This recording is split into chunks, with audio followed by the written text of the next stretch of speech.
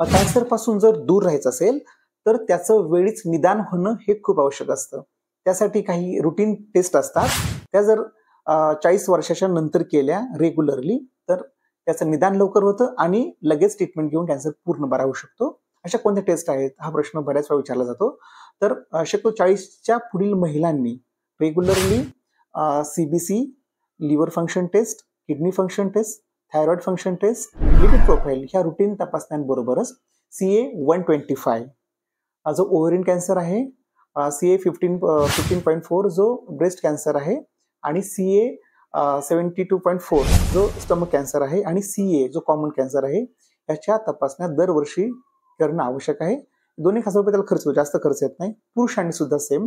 पुरुषांनी वयाच्या 40 नंतर आता सांगितलं रुटीन टेस्टच्या बरोबरच PSA जो प्रोस्टेट ग्रंथीचा कॅन्सर असतो, CA जो कॉमन कॅन्सर टेस्ट असते, आतड्याचा कॅन्सर जो CA 72.4 असतो, ह्या टेस्ट सुद्धा आणि पॅनक्रिएटिससाठी CA 19.9 ही टेस्ट करणं खूप आवश्यक असतं.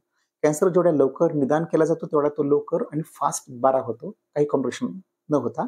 तरी असे काही व्हिडिओ पाहण्यासाठी आम्हाला नक्की चॅनेलला सबस्क्राईब करा, शेअर करा.